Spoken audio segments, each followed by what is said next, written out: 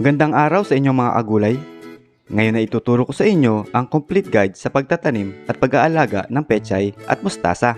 Malalaman nyo rin po dito ang 4 na natural fertilizer na pwede natin gamitin na makakatulong para maging matataba at malulusog ang inyong mga tanim. At sa video ring ito ay makikita nyo po ang growth stage ng pechay at mustasa simula buto hanggang sa lumaki ito at i-harvest.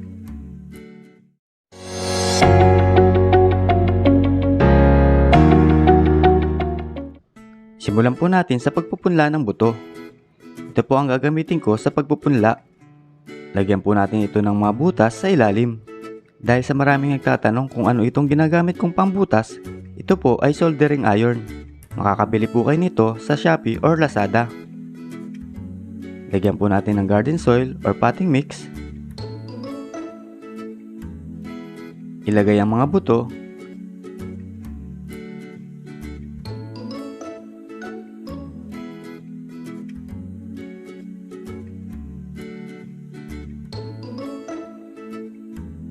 At tabunan ito ng manipis na layer ng lupa upang hindi ito mahirapan sa pagsibol.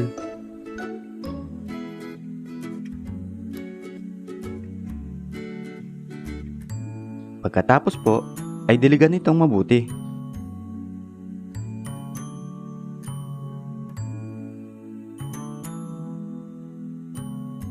Ilagay muna sa shaded area habang hinihintay natin ang pag-germinate ng mga buto. After 3 days ay tutubo na ang ating pechay at mustasa. Ilagay na po natin ito sa lugar na direktang masisikatan ng araw upang maiwasan ang pagiging leggy tulad nito. Sa pagtatanim ng mga leafy vegetable tulad ng pechay, mustasa, lettuce at marami pang iba ay ito po ang pinaka-importanting parte sa buhay nila. Kaya siguraduhin po natin na makakakuha ito ng sapat na sikat ng araw. Sa ika-4 na araw ay makikita na po natin ang paglabas ng unang tunay na dahon. Sa pagdidilig po nito ay every other day dahil hindi pa po ito nangangailangan ng maraming tubig. Sa ika-10 araw, kakaroon na po ito ng 2 hanggang 3 tunay na dahon. Dito na po tayo pwede magsagawa ng paglilipat tanim.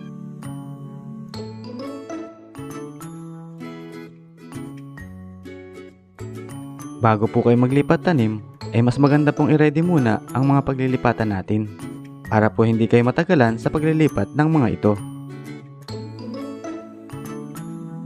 Gagamit po ako dito ng hulumang tinidor mga agulay. Makakatulong po ito para mabilis nating makuha ang mga punla. At the same time, ay mamiminimize po ang pagkaputol ng mga ugat. Ilubog po natin ito sa lupa hanggang dito sa ilalim ng unang dahon. Gumawa po tayo ng butas na kasinlalim ng ibabaw nating punla.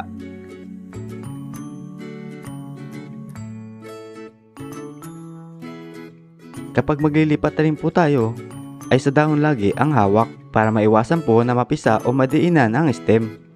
Kapag napisa po kasi ito, ay pwede itong maging dahilan ng pagkamatay ng ating punla.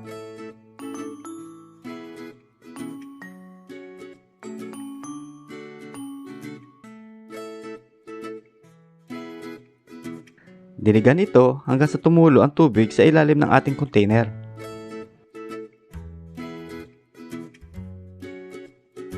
Laging tatandaan mga agulay, sa hapon po tayo lagi magsasagawa ng paglilipat tanim.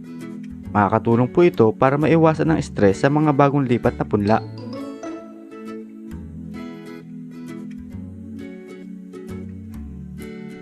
After 3 days mga agulay ay mapapansin na po natin ang pagkakaroon ng mga ugat sa gilid ng ating container.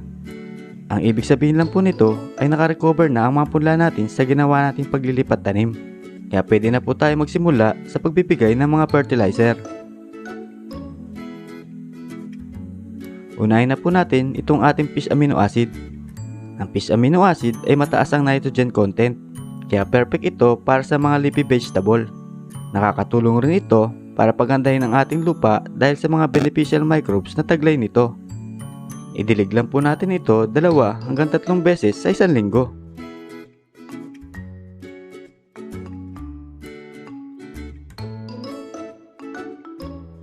Ang pangalawa naman po na fertilizer na pwede natin gamitin ay ang compost tea. Sa paggawa po ng compost tea ay madali lang. Sa isang lalagyan ay maglagay lang po tayo ng 2 litrong tubig. Tapos lagyan po natin ito ng isang dakot na compost. Haluin lang po natin ito ng maigi. Saka po natin idilig sa ating mga tanim. Ang compost tea ay complete fertilizer po ito sa ating mga halaman. Dahil meron itong primary at secondary nutrients na kailangan ng mga halaman para sa kanilang mabilis na paglaki. Dilig lang po natin ito 2 hanggang 3 beses sa isang linggo. Pwede rin po tayo gumamit ng vermicast at gawin itong vermi-tea.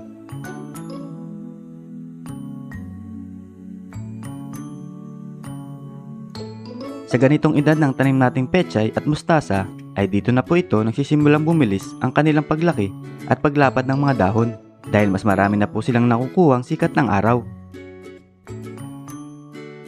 Ang ikatlong fertilizer naman po na pwede natin magamit ay ang OHN o Oriental Herb Nutrients. Makakatulong po ito sa mabilis na paglaki ng ating mga tanim dahil sa mga nutrients na taglay nito. At the same time ay makakatulong rin po ito na maitaboy at patayin ang mga insekto na pwedeng sumira sa mga dahon ng tanim nating pechay at mustasa. Spray lang po natin ito 2 hanggang 3 beses sa isang linggo para po ma-prevent natin ang pag-atake ng mga peste.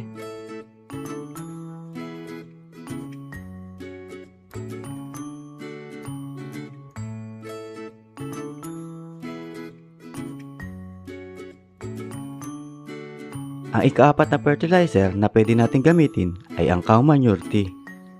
Sa paggawa ng cow manure tea ay kakailanganin lang po natin ng tuyong dumi ng baka. Gagamit lang po ako dito ng lumang medyas para magsilbing lalagyan upang hindi humalo ang dumi ng baka sa ating tubig. Lagyan lang po natin ito ng dumi ng baka. Kapag nalagyan na po ay ibuhol ito. Saka po natin ilagay sa malinis na tubig. Piga-pigain lang po natin ito para lumabas ang katas ng dumi ng baka. Kung hindi po kayo sanay humawak ng dumi ng baka, ay gumamit or magsuot na lang po kayo ng gloves. Once na nagkulay tsaan na po ang ating tubig, ay pwede na po natin itong gamitin sa ating mga halaman. Tulad po sa fish amino acid, ay mataas din po ang nitrogen content nito. At meron din po itong mga beneficial microbes na tumutulong para maging malulusog ang mga tanim natin. Pwede rin po natin gamitin ang mga dumi ng kambing, kabayo, kalabaw, at rabbit. Basta siguraduhin lang po na tuyong-tuyo ito bago gamitin.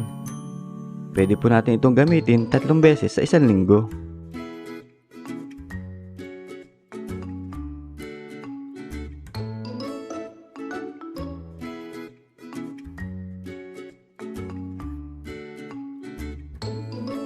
Kapag ganito na po kalaki ang ating tanim na pechay at mustasa, ay pwede na po tayo magsimula ng pag-harvest. Sa pag-harvest naman po ay magtira lang po tayo ng 3 hanggang 4 na matured na dahon. Huwag po natin puputulin sa mismong puno nito. Sa paraang ito ay mapapakinabangan po natin ng matagal ang tanim nating pechay at mustasa. Lahat po ng fertilizer na pinakita ko sa inyo dito ay pwede natin gamitin 3 days after na paglilipat tanim. Kung nais nyo pong malaman kung paano ang paggawa ng mga ito, ay ilalagay ko po ang link sa description sa baba. Sana po ay makatulong sa inyo itong aking video sa pagtatanim ng pechay at mustasa. Maraming salamat po sa panonood mga agulay. See you po sa next video. Happy gardening!